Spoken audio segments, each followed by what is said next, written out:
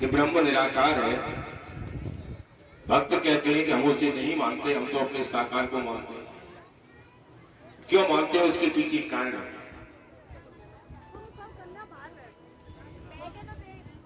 कितना अंतर है निराकार और साकार में। एक कोई कवि है, रास्ता चल रहा है कवि, और उस कवि के मन में कोई कविता प्रकट हुई,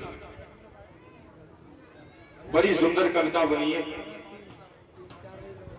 कवि आनंद में डूबा है, बार बार उस कविता को पढ़ रहा है। भूल न जाऊं, बड़ा आनंद देने वाली कविता है। मस्ती में चला जा रहा है। घर आया, कागज पेन लिया, कविता को लिखा, और 4 लोगों के बीच में उस कविता को सुनाया। भैया मैंने ये कविता लिखी है, देखो कविता कैसी है। और 4 लोगों ने सुना तो ताली बजाई, वाह बहुत सुंदर कविता लिखी। आनंद कितने लोगों को मिला? जिन्होंने सुना सबको आनंद, जिसने पढ़ा उस कविता को सबको आनंद मिला। और थोड़ी देर पहले जब कवि के हृदय में कविता थी तो केवल कवि को आनंद मिला। निराकार परमात्मा जो साधना करता है, जो उसके ध्यान में बैठता है, उसे ही आनंद देता है। और साकार रूप में आता है तो सारे विश्व को आनंद में बना देता है। बोलिए गोविंद भगवान की। इसलिए भक्तों ने स्वीकार किया कि निराकार ब्रह्म कैसा भी हो, हमें तो अपना सगुण और साकार चाहिए। भगवान बनाए क्यों बने? गीता में अर्जुन को प्रभु ने समझाया। अर्जुन, जब अर्जुन ने पूछा प्रभु आप अवतार क्यों लेते हैं, तो भगवान ने बताया यदा यदा हि धर्मस्य ग्लानिर्भवति भारत अभ्युत्थानं धर्मस्य तदात्मानं सृजाम्यहम्। जब जब इस संसार में धर्म की हानि होती है, पाप बढ़ता है, उस समय मैं अवतार लेता हूं। क्यों आते हैं? धर्म संस्थापनार्थाय संभवामि युगे युगे। भगवान कहते हैं एक युग में नहीं, हर युग में आता हूं। एक बार नहीं, अनेक बार आता हूं। तुलसीदास जी महाराज लिखते हैं कि जब जब होए धर्म की हानि, जब धर्म की हानि होती है तब मैं आता हूं। अच्छा, एक विचार करने की बात है, क्या कभी धर्म की भी हानि होती महाराज? गीता में भगवान कहते हैं ग्लानिर्भवति भारत, जब धर्म की ग्लानि होती है तब मैं आता हूं। धर्म की ग्लानि क्या है? संतों ने बताया है कि धर्म की गिरानी नहीं होती, धर्म की हानि नहीं होती, सिर्फ धर्म को मानने वाले लोगों की संख्या कम है और थोड़े समय के लिए धर्म छुप जाता है। सूर्य को कोई क्या मिटाएगा? आकाश में कितने भी घने बादल हो जाए, थोड़े समय के लिए सूर्य को अपनी होठ में कर तो सकते हैं, लेकिन सूर्य का अस्तित्व मिटा नहीं सकते। वैसे ही दुनिया में पापी कितने भी बड़े बलवान क्यों न हो जाए, उनका पूरी पृथ्वी पर तीनों लोगों में साम्राज्य क्यों न हो जाए, पर वो धर्म को मिटा नहीं पाए। धर्म था, धर्म है और धर्म रहेगा। चुप कैसे जाता है धर्म? अभी वैशाख जेठ का महीना, आपने देखा होगा कुछ समय पहले खेतों में दूब घास खड़ी थी। मेड़ों पर दूब घास, खेतों में दूब घास।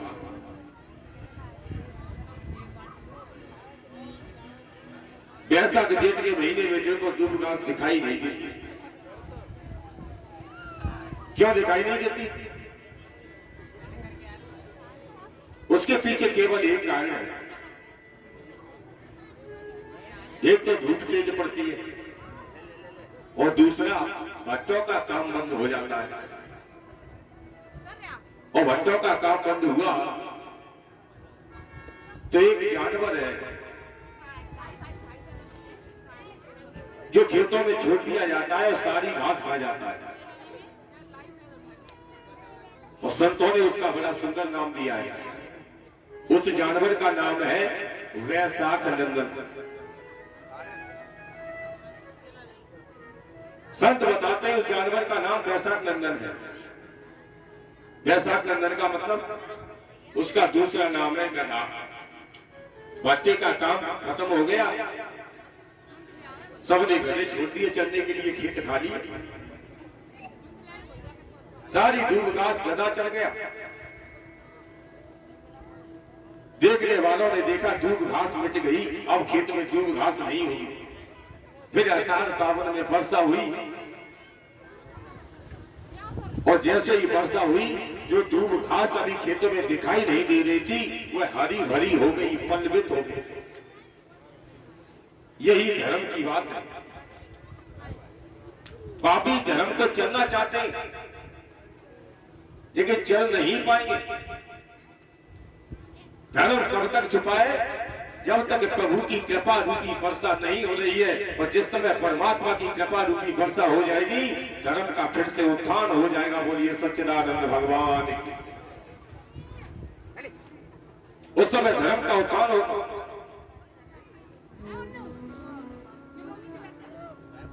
और प्रभु उसी धर्म के उत्थान के लिए अवतार ग्रहण करके आए। अवतार का मतलब प्राकट अवतरण होना, ऊपर से नीचे आना। हमारे भक्तों में वो सामर्थ्य है कि ऊपर बैठा हुआ परमात्मा भी उससे संकेत मात्र से नीचे आ जाता है। प्रभु ने अवतार दिया, निराकार से साकार बने परमात्मा।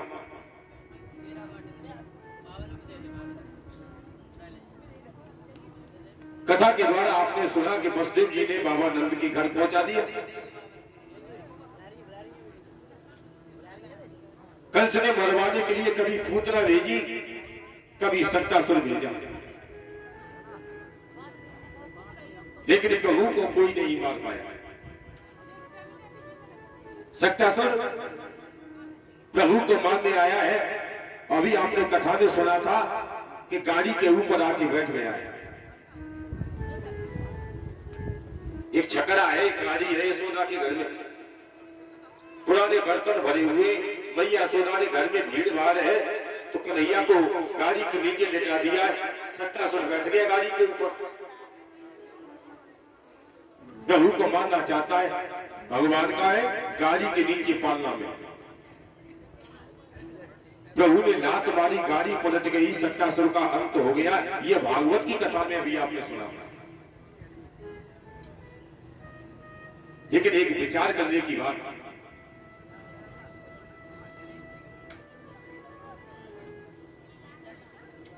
श्री सुखदेव जी महाराज राजा परीक्षित को कथा सुना रहे,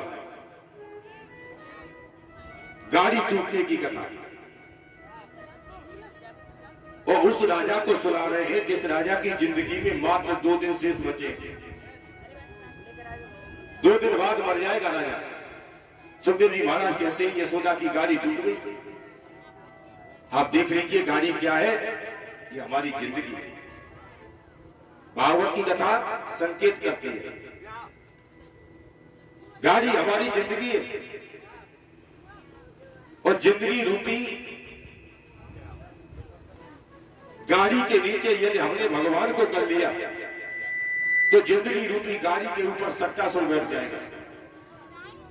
और फिर प्रभु ऐसी लात मारेंगे कि जिंदगी रूपी गाड़ी टूट के चकनाचूर हो जाएगी। बोलिए सच्चिदानंद भगवान की। भैया जिंदगी रूपी गाड़ी को बचाना है तो क्या करें? ये भागवत से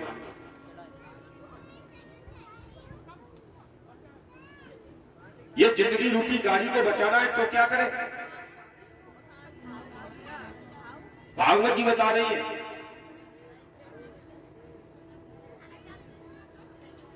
अपनी जिंदगी रूपी गाड़ी के ऊपर भगवान को बिठा लो। किस तरह बिठाइए? जिस तरह अर्जुन ने बिठाया। अर्जुन ने बिठाया प्रभु, कब? जब महाभारत का युद्ध आरंभ होने जा रहा था। दुर्योधन और अर्जुन दोनों प्रभु से सहायता मांगने गए। दुर्योधन ने नारायणी सेना मांगी, अर्जुन ने नारायण मांग ली। भगवान ने प्रतिज्ञा कर ली है, युद्ध में रहूंगा जरूर, पर हथियार नहीं उठाऊंगा, युद्ध नहीं करूंगा। एक दिन भगवान ने अर्जुन से पूछा, अर्जुन जब मैं युद्ध नहीं करूंगा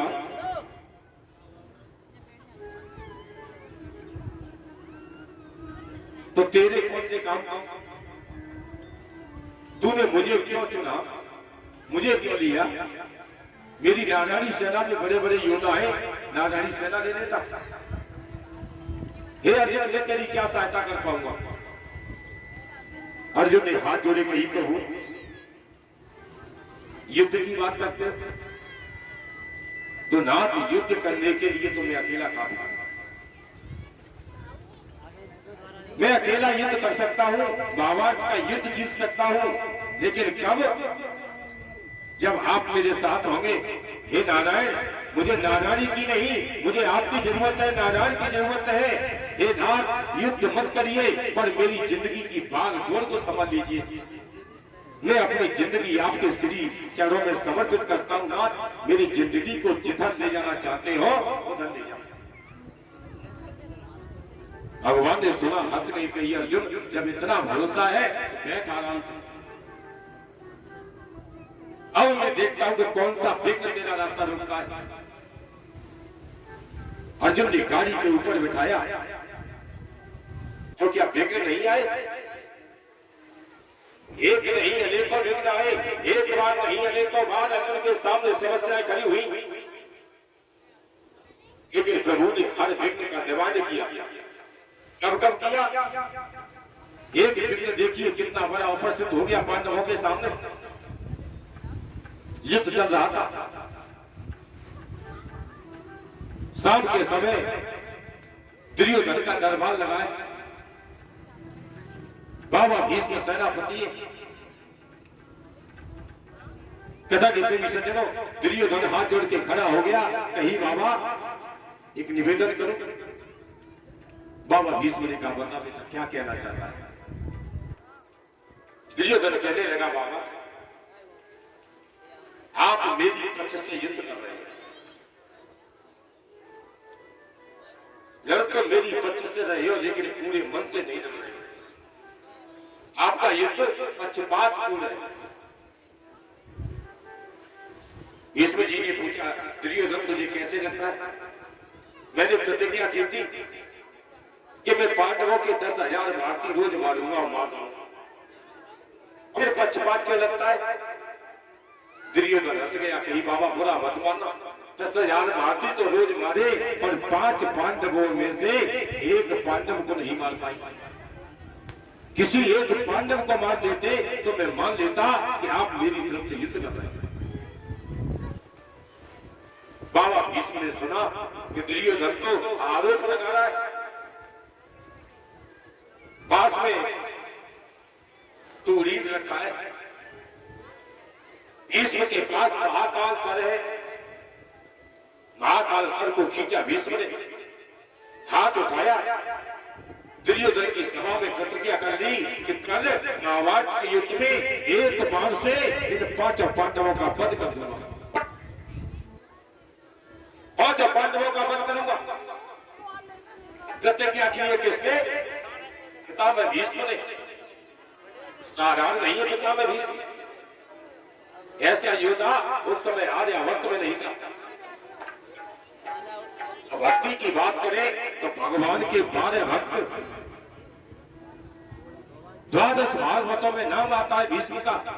भगवान के परम भक्त हैं, और भक्त की प्रतिज्ञा कभी भंग होती नहीं है। पृथ्वी कांप गई, आकाश कांप गया, दिशाएं कांप गई, और रात में लेते हुए भगवान द्वारकाधीश कांप गए। 4 भाई से उठ के खड़े हो गए। ये क्या हुआ? भागे। सीधे अर्जुन के शिविर में आए, चादरा ताने अर्जुन सो रहा है। भगवान ने अर्जुन का चादरा खींचा, अर्जुन सो रहा है, तुझे कुछ पता है? अर्जुन ने कही ना, थक गया हूं, सो नहीं तो क्या करूं? भगवान ने पूछा कुछ पता है?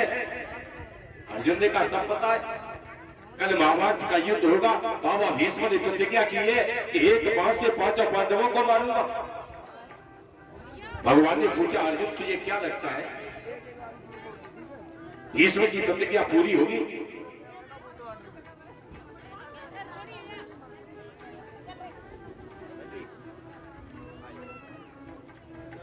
और कन्हैया के दरबार में कन्हैया व्यासपीठ का सम्मान करते हैं। भगवान सुख शांति और समृद्धि बनाए रखे, बोलिए सच्चिदानंद भगवान की। प्रभु ने पूछा अर्जुन एक बात बता, क्या भीष्म की प्रतिज्ञा पूरी होगी? अर्जुन ने कही नाथ, प्रतिज्ञा किसी और की होती तो टूट जाती, लेकिन बाबा की प्रतिज्ञा कभी भंग नहीं होगी, पूरी होगी। कल कुरुक्षेत्र के मैदान में हम 5 भाई मारे जाएंगे, हम जानते हैं। भगवान को आश्चर्य हो गया, आश्चर्य हो गया प्रभु को। कहने लगे अर्जुन जब जानता है फिर भी चैन की नींद सो रहा है। अर्जुन ने कही प्रभु ये 2 तरह की बातें हमें अच्छी नहीं लगती। कुरुक्षेत्र के मैदान में आप ही तो निष्काम कर्मियों का उपदेश कर रहे थे, आपने ही तो कहा था कि कर्मण नहीं वादकारस्ते मां फलेश कदाचन, तू कर्म कर, फल की इच्छा मत कर। नाथ मैं तो कर्म कर रहा हूं, फल तो देने वाले आपने। और हे गोविंद एक बात बताइए, आधी रात का समय है, सारी दुनिया सो रही है, आप रात में जाग क्यों रहे हो, भाग क्यों रहे हो? भगवान कहते मुझे तुम पांडवों की चिंता है। अर्जुन हंस गया, कहने लगा प्रभु जिसकी चिंता में भगवान जाग रहे हो, भाग रहे हो, तो भक्त को तो चादरा तान के सो जाना चाहिए। वही कर रहा हूं, मुझे सो जाने दो, आप देख लेना क्या होगा। भगवान हंस गए, कहने लगे जब मेरे भरोसे बैठा है तो तू बैठ। भगवान द्रौपदी के पास आए, कही देवी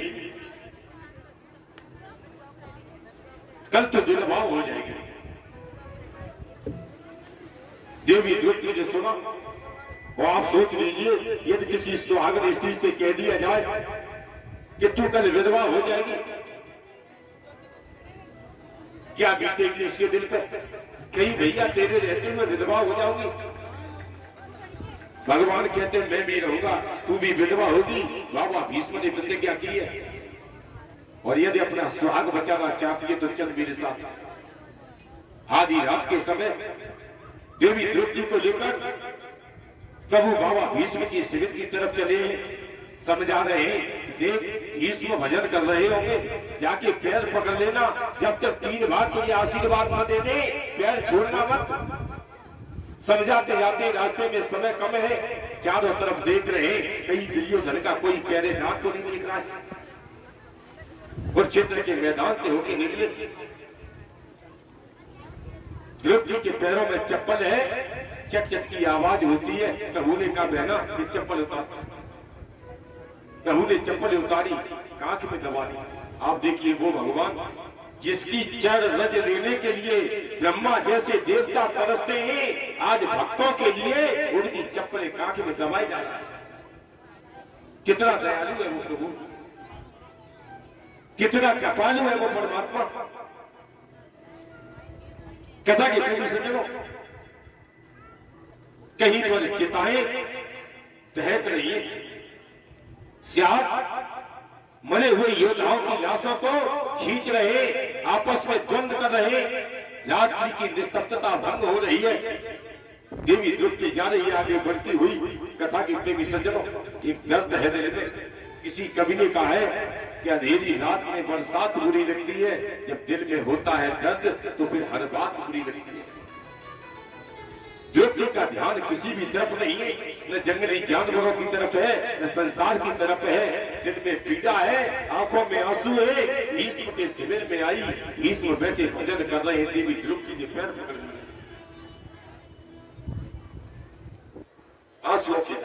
लगी।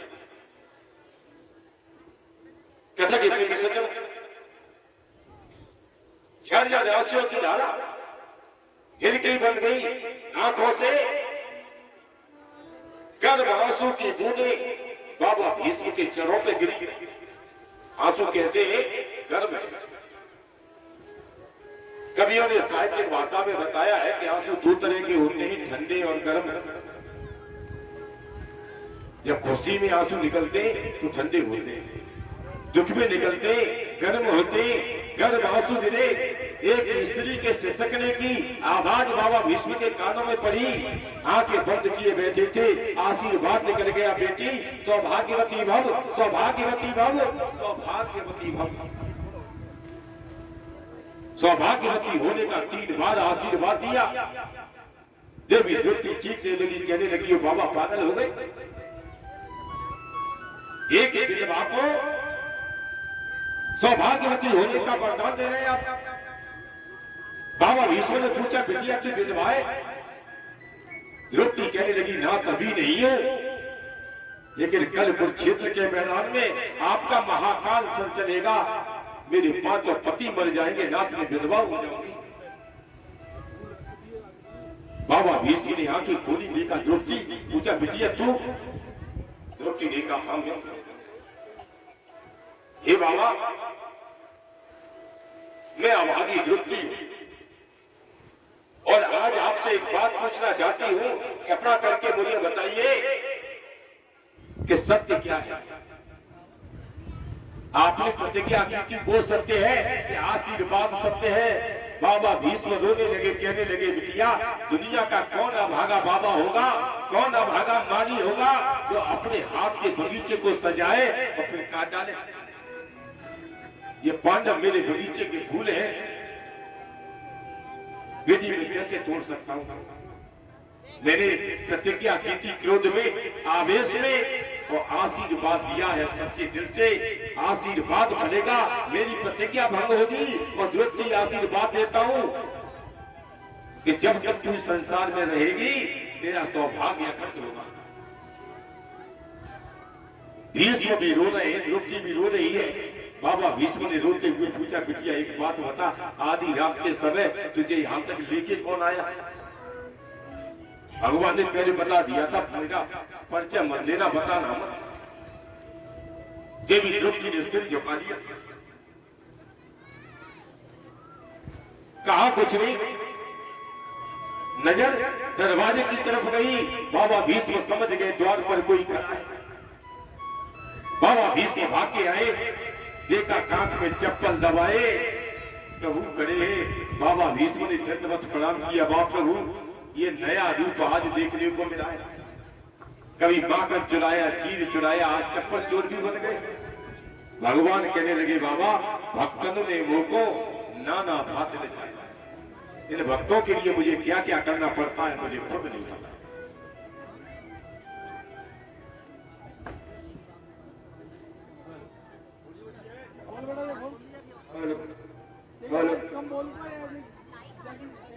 जय श्री राधे, जय श्री राधे।